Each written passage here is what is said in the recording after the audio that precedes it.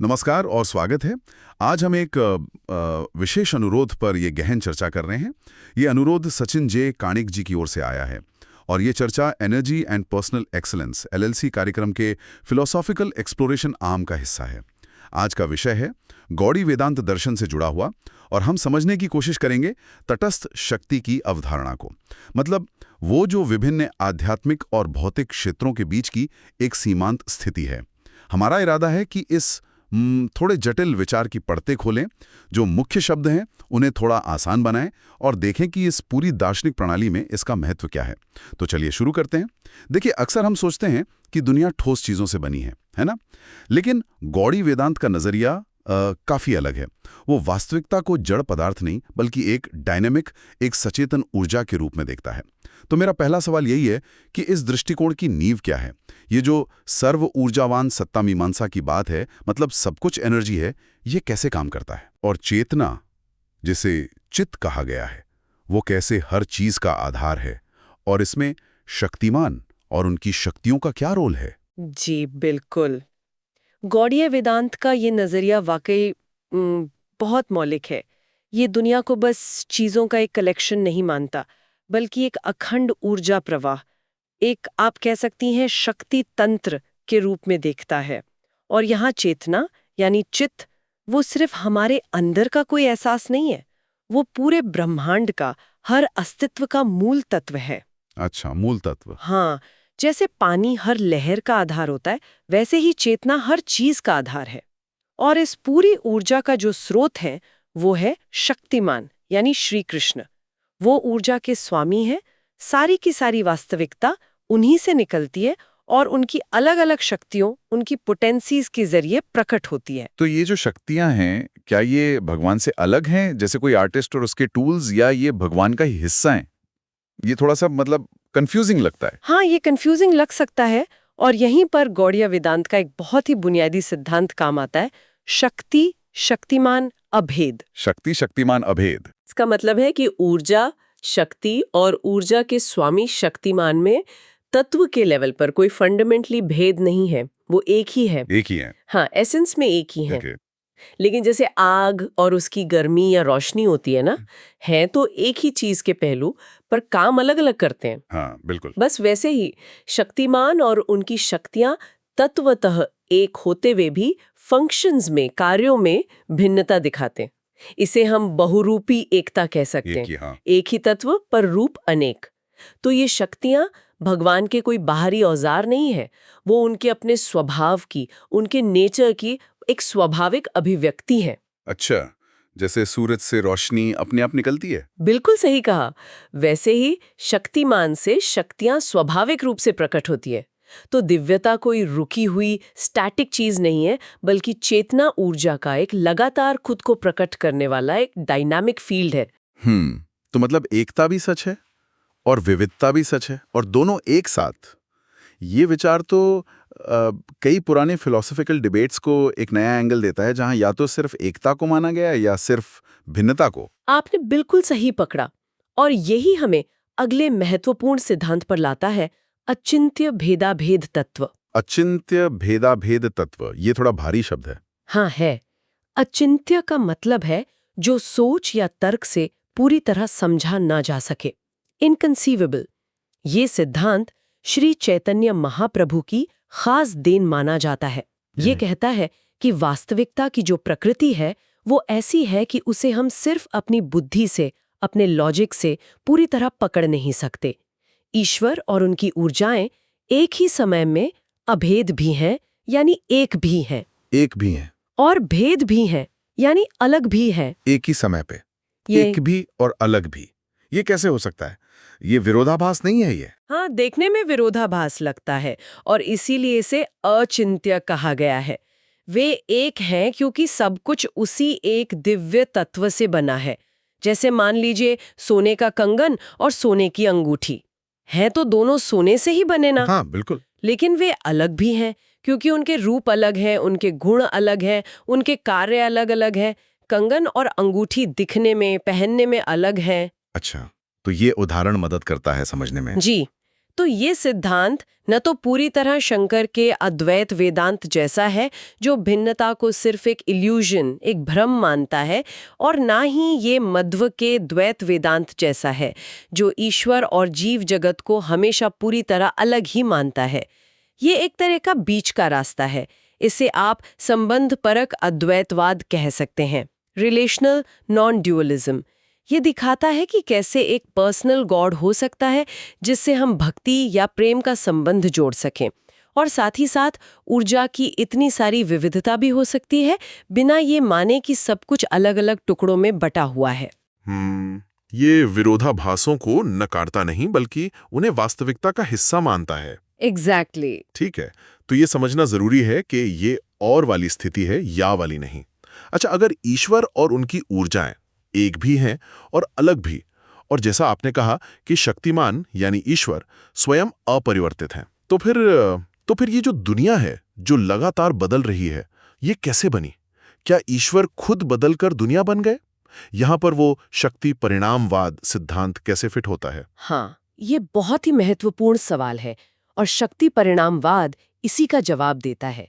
ये सिद्धांत कहता है कि सृष्टि, ये जो क्रिएशन है, ये ईश्वर के सार या स्वरूप का बदलाव नहीं है। शक्तिमान नहीं बदले, ये उनकी ऊर्जा, उनकी शक्ति का रूपांतरण है, ट्रांसफॉर्मेशन है। अच्छा, शक्तिमान नहीं बदले, उनकी शक्ति बदली। हाँ, शक्तिमान यानी श्री कृष्ण हमेशा पूर्ण और अपरिवर्तित रहते हैं। ठीक वैसे ही जैसे सूरज अपनी जगह रहता है, पर उसकी रोशनी और गर्मी फैलकर कितनी सारी चीजें करती हैं, दुनिया को चलाती हैं। सूरज तो वही रहता है। हाँ, सूरज नहीं बदलता, उसकी ऊर्जा बदलती है, फैलती है, काम करती है। ओके, तो इसका मतलब ये हुआ कि ये दुनिया वास्तविक है, ये सिर्फ कोई सपना या भ्रम नहीं है। बिल्कुल। इसी वजह से गौड़ीय वेदांत उन विचारों से अलग है जो जगत को पूरी तरह मिथ्या या भ्रम मानते हैं। ये कहता है कि दुनिया ईश्वर की ऊर्जा का वास्तविक परिणाम है, इसलिए ये भी वास्तविक है। हाँ, ये अस्थायी हो सकती है, बदल सकती है, पर ये अनरियल नहीं है। और इस सिद्धांत के अनुसार अस्तित्व के जितने भी स्तर हैं, चाहे वो पूरी तरह आध्यात्मिक हो जैसे वैकुंठ, या फिर भौतिक हो जैसे हमारी ये दुनिया, या इन दोनों के बीच का कोई क्षेत्र हो, वे सब उसी एक दिव्य ऊर्जा के अलग अलग रूप हैं, अलग अलग मैनिफेस्टेशंस हैं। तो एक तरह का एनर्जी स्पेक्ट्रम है। हाँ, आप कह सकते हैं एक अटूट शक्ति तंत्र है, ऊर्जा का एक कंटिन्यूअम। और इन अलग अलग स्तरों में जो फर्क है वो कार्य का फर्क है, व्यापार भेद, न कि मूल तत्व या द्रव्य भेद। जी। मतलब सब कुछ बना एक ही चीज से है, एनर्जी, बस वो अलग अलग तरह से फंक्शन कर रही है। और एक स्पंद की बात भी आती है, दिव्य धड़कन, उसका क्या मतलब है इस पूरी तस्वीर में? हाँ, स्पंद का विचार इस पूरी ऊर्जावान तस्वीर को और भी ज्यादा जीवंत बना देता है। स्पंद का मतलब है एक निरंतर दिव्य धड़कन, एक वाइब्रेशन, एक पल्सेशन। ये बताता है कि सृष्टि कोई ऐसी घटना नहीं है जो बस एक बार हुई और फिर खत्म हो गई। अच्छा, ये कोई वन टाइम इवेंट नहीं है? नहीं, बल्कि ये चेतना का एक लगातार होने वाला स्पंदन है, जैसे हम सांस लेते हैं और छोड़ते हैं। ये दिव्य आनंद, जिसे हम आनंद कहते हैं, का एक लयबद्ध फैलाव है, जिसे हम सृष्टि कहते हैं, और फिर एक संकुचन है, जिसे प्रलय या डिसोल्यूशन कहते हैं। ये ब्रह्मांड को एक मुर्दा मशीन की तरह नहीं देखता, बल्कि एक जीवित, धड़कते हुए अस्तित्व की तरह देखता है। एक लिविंग यूनिवर्स। जी, ये बताता है कि सृष्टि ईश्वर के आनंद की लीला या दिव्य खेल का हिस्सा है, जो लगातार चल रहा है। ये विचार कि ब्रह्मांड एक सतत जीवंत प्रक्रिया है, ये वाकई बहुत गहरा है। तो हमने समझा कि सब कुछ एक ही ऊर्जा के अलग अलग रूप हैं। अब उन तीन मुख्य शक्तियों या ऊर्जा के स्तरों पर आते हैं जिनकी बात शुरू में हुई थी, स्वरूप शक्ति, तटस्थ शक्ति और माया शक्ति। हमारा जो मुख्य विषय है तटस्थ शक्ति, उसे ठीक से समझने के लिए शायद पहले उन दो को समझना जरूरी है जो इसके दो किनारे पर है ना? बिल्कुल। तो पहली है स्वरूप शक्ति। ये क्या है, विस्तार से बताइए। जरूर। स्वरूप शक्ति, जिसे आंतरिक ऊर्जा या इंट्रिंसिक पोटेंसी भी कहते हैं, ये श्री कृष्ण की सबसे निजी, सबसे अंतरंग शक्ति है। ये उनके अपने स्वभाव, उनके स्वरूप की शक्ति है। ये उनकी अपनी जात है, कह सकते हैं। यही शक्ति उस क्षेत्र का निर्माण करती है जो पूरी तरह से आध्यात्मिक है, जिसे हम गोलोक, वृंदावन या वैकुंठ जैसे नामों से जानते हैं। ये क्षेत्र पूरी तरह से शुद्ध चेतना, चित्त, शाश्वत अस्तित्व, सत और परमानंद आनंद से बना है।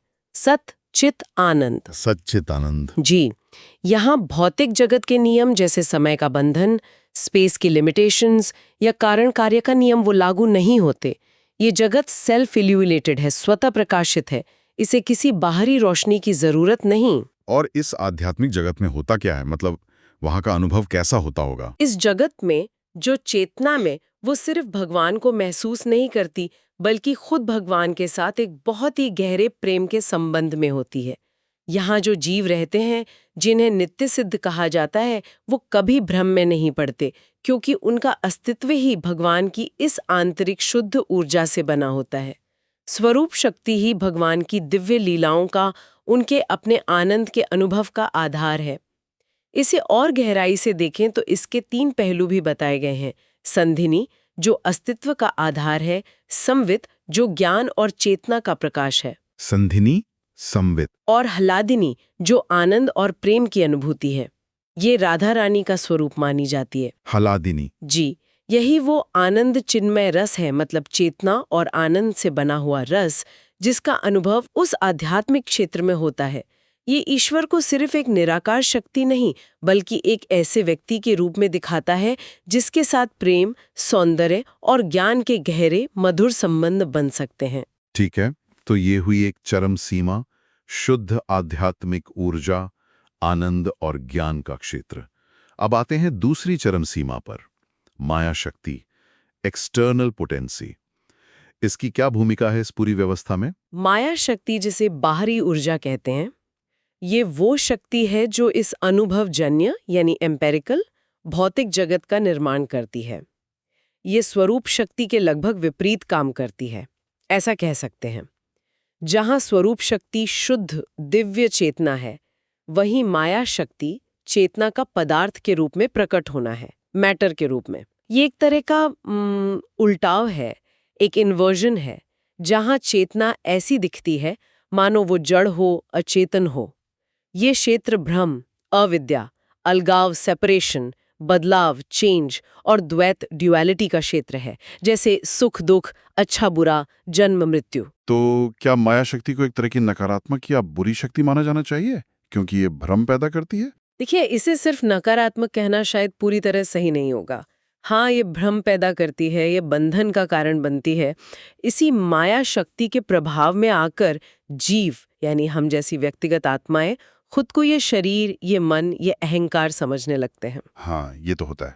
हम अपने असली आध्यात्मिक स्वरूप को भूल जाते हैं और फिर बंधन, दुख, लिमिटेशंस का अनुभव करते हैं। लेकिन यहाँ एक महत्वपूर्ण बात है, माया शक्ति भी भगवान की इच्छा से ही काम करती है, वो उनसे स्वतंत्र नहीं है। अच्छा। हाँ, इसे एक तरह का शिक्षाप्रद पर्दा या एक लर्निंग टूल की तरह समझा जा सकता है। ये हमें अनुभव के जरिए सीखने का मौका देती है। जब हम इस भौतिक जगत के दुखों और सीमाओं को अनुभव करते हैं, तभी तो हमें अपने असली घर की, अपने वास्तविक स्वरूप की याद आती है। सही बात है। और हम मुक्ति या मोक्ष की खोज शुरू करते हैं। तो ये एक जरूरी विरोधाभास पैदा करती है, ताकि जीव वापस अपनी अनंत प्रकृति को पा सके। तो ये एक तरह का मतलब वेकअप कॉल है। हाँ, कह सकते हैं, एक तरह का वेकअप कॉल। अच्छा, तो स्वरूप शक्ति अंदर की ओर, अपने स्रोत की ओर खींचती है, और माया शक्ति बाहर की ओर उलझाती है, लेकिन अंततः सीखने में मदद कर सकती है। अब हम तैयार हैं अपने मुख्य विषय पर आने के लिए, तटस्थ शक्ति। हमने समझा कि ये इन दोनों स्वरूप और माया के बीच में है। यहाँ सीमांत या तटस्थ होने का ठीक ठीक मतलब क्या है, मार्जिनल होने का? जी, तटस्थ शक्ति का स्थान, जैसा कि नाम से ही पता चलता है, तटस्थ मतलब तट पर स्थित, किनारे पर। तो इसका स्थान स्वरूप शक्ति, आंतरिक आध्यात्मिक क्षेत्र, और माया शक्ति, बाहरी भौतिक क्षेत्र के ठीक बीच में है। आप ऐसे कल्पना करें कि एक और चेतना का अनंत प्रकाशमान महासागर है, वो है स्वरूप शक्ति, और दूसरी ओर पदार्थ का सीमित, लगातार बदलता हुआ किनारा है, वो है माया शक्ति। तटस्थ शक्ति इन दोनों के बीच की वो देहरी है, वो थ्रेशोल्ड है, वो सीमा रेखा है। एक इंटरफेस जैसा। हाँ, बिल्कुल, एक इंटरफेस या मार्जिनल जोन। ये ना तो पूरी तरह आध्यात्मिक है और ना ही पूरी तरह भौतिक। इसे एक प्रकार की ऊर्जावान तटस्थता, एनर्जेटिक न्यूट्रलिटी या एक मेटास्टेबल स्थिति कह सकते हैं। मतलब एक ऐसी स्थिति जो स्टेबल तो है पर पूरी तरह नहीं। वो किसी भी पल किसी भी दिशा में झुक सकती है। और इस तटस्थ शक्ति, इस मार्जिनल एनर्जी का प्रतिनिधित्व कौन करता है, यानी एक किस रूप में मौजूद है? ये तटस्थ शक्ति ही जीवों के रूप में प्रकट होती है। जीवों के रूप में, यानी हम सब। हाँ, असंख्य व्यक्तिगत चेतन इकाइयां, जैसे कि हम सभी जो इस दुनिया में सुख दुख का अनुभव कर रहे हैं, बंधन में हैं या मुक्ति की तलाश में हैं, हम मूल रूप से इसी तटस्थ शक्ति के अंश हैं। शास्त्रों में जीवों को चित अणु कहा गया है। चित अणु? जी, यानी चेतना का एक बेहद सूक्ष्म कण, एक एटॉमिक पार्टिकल ऑफ कॉन्शियसनेस। वो स्वभाव से भगवान की तरह ही चैतन्य शाश्वत हैं, लेकिन मात्रा में, क्वांटिटी में बहुत छोटे हैं। जैसे सूरज और उसकी एक किरण। किरण में सूरज के गुण तो हैं, पर वो सूरज नहीं है। अच्छा, तो हम सब जीव इस बीच की स्थिति में हैं, तटस्थ हैं। इस सीमांत स्थिति का हमारे लिए, यानी जीव के लिए, क्या महत्व है? क्या इम्प्लीकेशन है इस बीच में होने का? इसका सबसे गहरा और सबसे महत्वपूर्ण परिणाम है जीव को मिली हुई एक बहुत ही सूक्ष्म, इन्फिनिटेसिमल लेकिन वास्तविक स्वतंत्रता, फ्री विल। स्वतंत्रता, फ्री विल? हाँ, इसे स्वतंत्रता बीज कहा गया है, यानी स्वतंत्रता का एक बीज। ये बीज बहुत छोटा है, भगवान की पूर्ण स्वतंत्रता के सामने तो कुछ भी नहीं है, लेकिन ये असली है, ये इल्यूजन भी है। और इसी सूक्ष्म स्वतंत्रता के कारण जीव अपनी दिशा खुद चुन सकता है। He has a choice। Choice? किस तरह की चॉइस? वो चाहे तो स्वरूप शक्ति की ओर मुड़ सकता है, मतलब भक्ति के जरिए, भगवान की सेवा के जरिए अपनी आध्यात्मिक पहचान को समझकर भगवान की ओर जा सकता है, या फिर वो माया शक्ति के आकर्षण में पड़ सकता है, मतलब भगवान को भूलकर, खुद को कर्ता मानकर भौतिक चीजों और इंद्रिय सुखों में उलझ सकता है। तो यही वो पॉइंट है जहां पर चुनाव और फिर उसकी जिम्मेदारी का कॉन्सेप्ट आता है। बिल्कुल, यही सीमांत स्थिति और ये सूक्ष्म स्वतंत्रता ही संबंध, जिम्मेदारी और पारस्परिकता को संभव बनाती है। क्योंकि जीव चुनाव कर सकता है, इसीलिए उसके कर्मों का फल होता है, अच्छा या बुरा। और क्योंकि वो स्वतंत्र रूप से चुन सकता है, इसीलिए वो भगवान के साथ प्रेम का वास्तविक आदान प्रदान कर सकता है। भक्ति कोई जबरदस्ती का रिश्ता नहीं हो सकता, वो स्वतंत्र इच्छा से चुना गया प्रेम का संबंध है। ये बहुत महत्वपूर्ण है। हाँ, और इसी में भगवान की लीला में सहभागिता की क्षमता छिपी है। जीव सिर्फ एक पैसिव दर्शक या कठपुतली नहीं है, बल्कि उसमें एक सक्रिय भागीदार बनने की संभावना है अगर वो चुने तो। ये बहुत महत्वपूर्ण बात है कि स्वतंत्रता है, भले ही वो बहुत सूक्ष्म क्यों ना हो। लेकिन यहाँ एक सवाल उठता है, जब जीव माया में उलझ जाता है पूरी तरह से, खुद को शरीर मान लेता है, तब क्या होता है? क्या उसका अपने दिव्य स्रोत से, अपने ओरिजिन से संबंध पूरी तरह टूट जाता है, या वो जुड़ाव किसी न किसी रूप में बना रहता है? नहीं, गौड़ीय वेदांत के अनुसार ये संबंध कभी पूरी तरह टूटता नहीं है। टूटता नहीं है? नहीं, जीव का अपने मूल स्रोत यानी श्री कृष्ण से एक अटूट ऊर्जावान जुड़ाव यानी एनर्जेटिक लिंक हमेशा बना रहता है, चाहे वो उसे महसूस करे या ना करे। माया के कितने भी घने पर्दे से ढका हो, जीव का असली स्वरूप जो चित अणु है वो कभी नष्ट नहीं होता। It is eternal. उसमें हमेशा ये क्षमता बनी रहती है कि वो वापस अपनी आध्यात्मिक स्थिति की ओर लौट सके। इसे रूपांतरण की क्षमता यानी पोटेंशियल फॉर ट्रांसफॉर्मेशन कह सकते हैं। अच्छा, उसकी सीमांत स्थिति का यही मतलब है कि वो हमेशा बदल सकता है, अपनी दिशा बदल सकता है। जैसे पानी अपनी अवस्था बदल सकता है, बर्फ बन सकता है, भाप बन सकता है, पर रहता तो H2O ही है ना। हाँ, बिल्कुल। वैसे ही जीव अपनी चेतना की अवस्था बदल सकता है, पर उसका मूल स्वरूप चित्त वही रहता है। इसे शायद आप आधुनिक भाषा में चेतना की एक अवस्था सीमा जैसा समझ सकती हैं, जहां वो अपनी स्थिति बदल सकती है, मटीरियल से स्पिरिचुअल हो सकती है। ये जानना कि संबंध टूटता नहीं, सिर्फ हम भूल जाते हैं, ये बहुत आशा देता है। तो अब हमने इन तीनों शक्तियों, स्वरूप, तटस्थ और माया को अलग अलग समझा। ये तीनों एक साथ मिलकर कैसे काम करती हैं? क्या ये तीन अलग अलग दुनियाएं हैं या एक ही सिस्टम है? जैसा हमने पहले भी बात की थी, शक्ति परिणामवाद और शक्ति शक्तिमान अभेद के सिद्धांतों में ये तीनों अलग अलग पदार्थ या रियलिटीज नहीं है। ये एक ही दिव्य ऊर्जा के तीन अलग अलग कार्य हैं, तीन अलग अलग फंक्शंस, व्यापार भेद हैं। जो एक ही अखंड ऊर्जा प्रवाह, शक्ति तंत्र, एनर्जेटिक कंटिन्यूअम के भीतर काम करते हैं। एक ही सिस्टम के 3 पहलू। हाँ, बिल्कुल। आप इसे एक त्रिस्तरीय ऊर्जा संरचना की तरह देख सकते हैं। केंद्र में परब्रह्म है, श्री कृष्ण है। उनके सबसे करीब उनका हृदय या आंतरिक क्षेत्र है, स्वरूप शक्ति। फिर वो सीमा या देहरी है, जहां तटस्थ शक्ति यानी जीव स्थित है। और सबसे बाहर वो क्षेत्र है जहां माया शक्ति काम करती है, जैसे एक दर्पण जो बाहरी दुनिया का या कहें कि आंतरिक दुनिया का एक विकृत प्रतिबिंब दिखाता है। ये सब मिलकर एक जीवंत, गतिशील ब्रह्मांड बनाते हैं, जहां सब कुछ एक दूसरे से जुड़ा हुआ है, इंटरकनेक्टेड है। इस पूरी जटिल संरचना को थोड़ा और सरल बनाने के लिए अक्सर चेतना के महासागर की उपमा दी जाती है, एनालॉजी। हाँ, ये उपमा इन तीनों शक्तियों और जीव की स्थिति को कैसे समझने में मदद करती है? हाँ, ये उपमा काफी मददगार है और अक्सर इस्तेमाल होती है।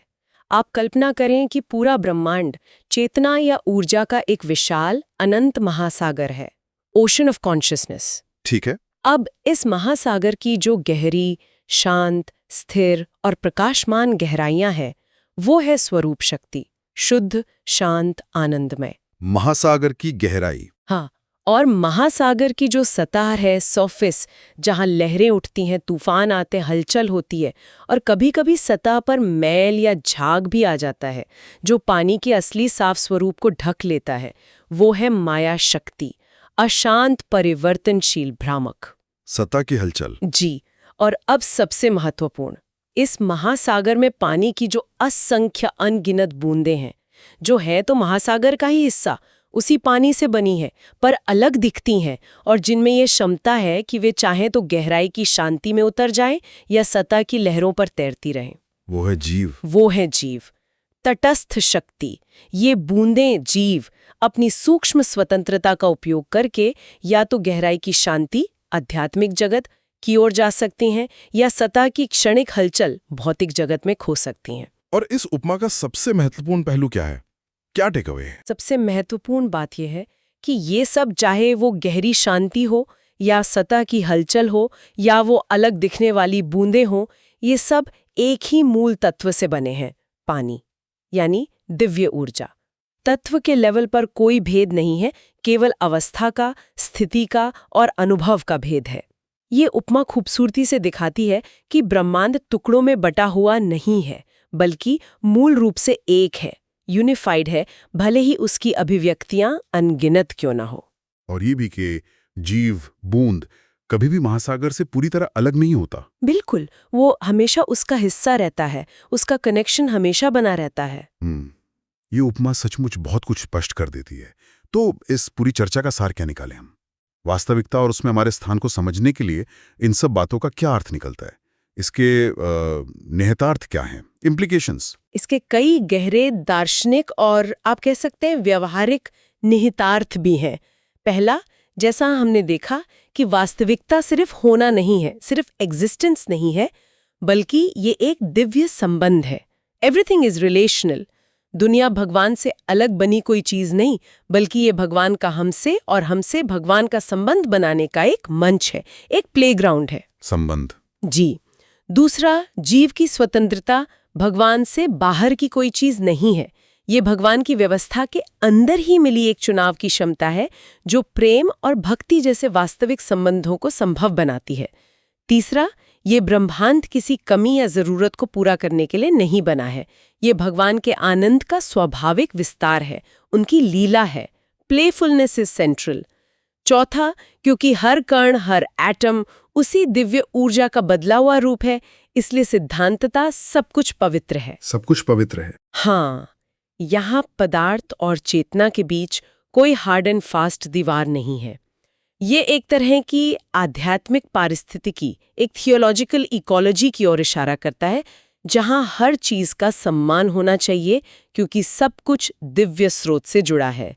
और अंत में शायद सबसे महत्वपूर्ण, तटस्थ शक्ति की अवधारणा कई मुश्किल दार्शनिक गांठों को खोलती है। जैसे ईश्वर एक है या अनेक? इसका जवाब है, वो तत्वतः एक होते हुए भी अपनी शक्तियों और जीवों के रूप में अनेक है। क्या हम स्वतंत्र हैं या सब कुछ पहले से तय है? जवाब, हम सूक्ष्म रूप से स्वतंत्र हैं, पर एक बड़ी दिव्य योजना के भीतर। फ्री विल और डेस्टिनी दोनों हैं। क्या ईश्वर दुनिया में है या दुनिया से परे है? जवाब, वो दोनों है। अपनी ऊर्जा के रूप में दुनिया में व्याप्त भी है और अपने स्वरूप में इससे परे ट्रांसेंडेंट भी है। तो तटस्थ शक्ति वो अनोखा बिंदु है, वो मार्जिनल स्पेस है जहां ये सभी विरोधाभासी लगने वाली सच्चाइयां एक साथ मिलती हैं और समझ में आती है। बहुत खूब। तो असंक्षेप में कहें तो आज की इस चर्चा का सार ये है कि गौड़ीय वेदांत वास्तविकता को जड़ नहीं बल्कि एक डायनामिक, वाइब्रेंट एनर्जी फील्ड, शक्ति तंत्र के रूप में देखता है। इस ऊर्जा के 3 मुख्य कार्यक्षेत्र हैं: स्वरूप शक्ति, आंतरिक आध्यात्मिक, माया शक्ति, बाह्य भौतिक, और इन दोनों के बीच की नाजुक सीमा पर स्थित है तटस्थ शक्ति, यानी हम सब जीव। जीव होने के नाते हमारी स्थिति बहुत यूनिक है। हम इस सीमा पर खड़े हैं और हमें अपनी दिशा चुनने की एक बहुत छोटी पर वास्तविक स्वतंत्रता मिली है। हम या तो अपने दिव्य स्रोत की ओर मुड़ सकते हैं या फिर भौतिक जगत के क्षणिक आकर्षणों में उलट सकते हैं। चॉइस हमारी है। जी, और श्रोताओं के लिए एक अंतिम विचार छोड़ते जाते हैं सोचने के लिए। अगर गौड़ीय वेदांत का ये ऊर्जा सिद्धांत सही है, जहां सब कुछ दिव्य चेतना की ही अभिव्यक्ति है और हम जीव के रूप में अपनी इस सीमांत स्थिति में चुनाव करने के लिए स्वतंत्र हैं, तो इस ज्ञान की रोशनी में हम अपनी चेतना की व्यक्तिगत यात्रा को, अपने जीवन की दिशा को कैसे देख सकते हैं? हमारी वर्तमान स्थिति, हमारे अनुभव और हमारा भविष्य, ये कितने हद तक हमारे अपने चुनाव पर, हमारे अपनी दिशा पर निर्भर करते हैं?